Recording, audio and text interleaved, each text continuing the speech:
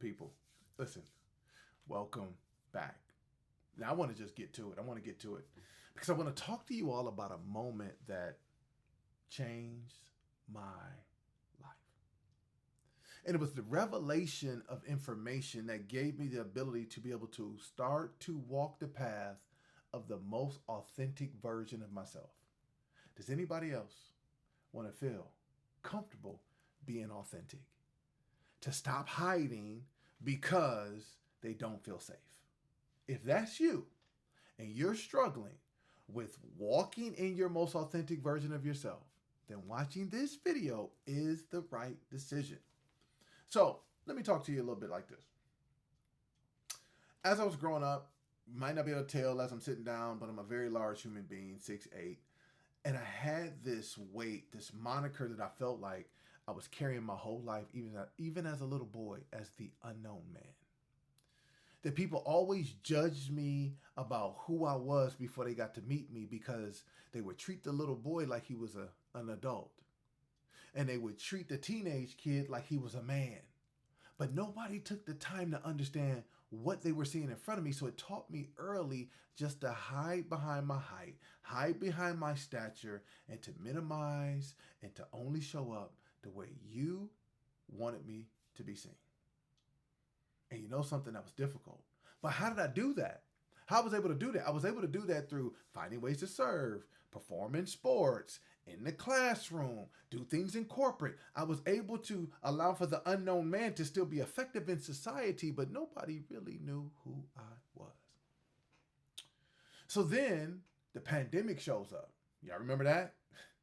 When they shut the whole world down and everybody's in their houses and we're next to our loved ones longer than we ever had been. Most craziest, emotionally disrupting time for most people, but I can tell you it was for me. Because when the world shut down, and I actually happened to move from my hometown of Detroit, when the world shut down and I moved away from what I was familiar, I had nothing to identify with. I remember watching church service, back home, and any other services I would tap into and was feeling severely, when I say severely guilty, I'm talking about shamefully guilty. Because I felt like I'm supposed to be doing praise and worship like I was doing. I'm supposed to be finding ways to be able to serve. And all I could hear God say is, I need you to hear me and not be drowned out by the responsibility and the things of serving. I need you to hear me. And I was bugging. Like losing my mind. It was so bad. But I understood one thing, is that I wanted to understand who I was in God, not who I was in church. And for the first time, as a grown-up church kid, the pandemic forced me to get out of the weight of the unknown man and actually get close to God's creation. So as I'm going through the pandemic and I'm thinking through and I'm seeing online gurus and all this other stuff, I reach out to a friend of mine who does branding and some other stuff, and we have a conversation, and she says to me, Aaron, I can't help you till you find your voice. I'm going, what? She charged me some money for the appointment, which I'm not mad at that. It was worth her time and my time. She says, until you find your voice, I can't help you. And it hit me. The unknown man didn't have a voice because the unknown man always was putting on different costumes and different masks to be what everybody else needed them to be, but didn't know who I was. And so I took the opportunity to start journaling every day, writing down my thoughts, figuring out what was going on, praying and taking that path. And comes out of all that work and the first book I wrote and the second book I wrote that there were some hiding patterns that I started going, oh, this is why you don't know who you are. This is why it was hard for you to articulate what you wanted to do. This is why you felt such shame and guilt because you weren't serving during the pandemic versus being served during the pandemic. And taking that time revealed some things to me that sent me on a journey to be able to help and serve people to live their most authentic way possible. And it's foundationally true No matter whether you have a job or you don't have a job, whether you're performing or you're not performing, whether you're in the spotlight or in the shadows. Us as creations, image bearers of God, we were created worthy.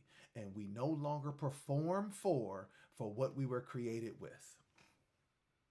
And that revelation, that light bulb moment allowed for me to be able to walk forward into different rooms in ways that it was disruptive for some, but it was freeing for me. And for the first time, the unknown man had a face. The unknown man had a name. The unknown man had a voice. Because I was exhausted trying to be what everybody else needed me to be, not having a clue on who it is that I was.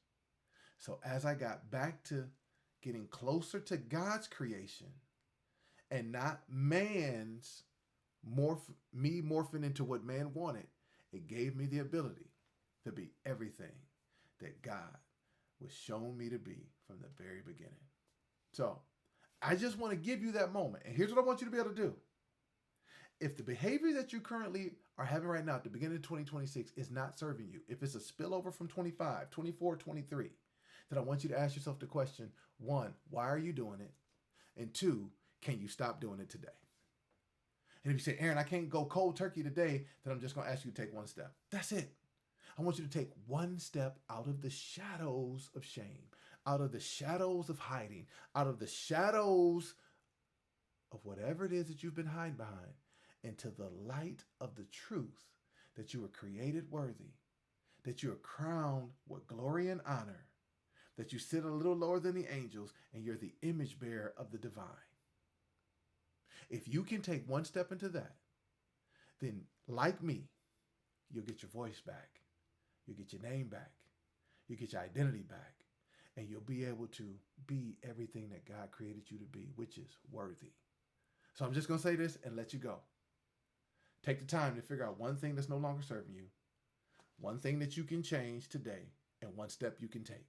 And if you can do that, you'll be one step closer to knowing that you're created worthy and you no longer have to perform for what you were created with.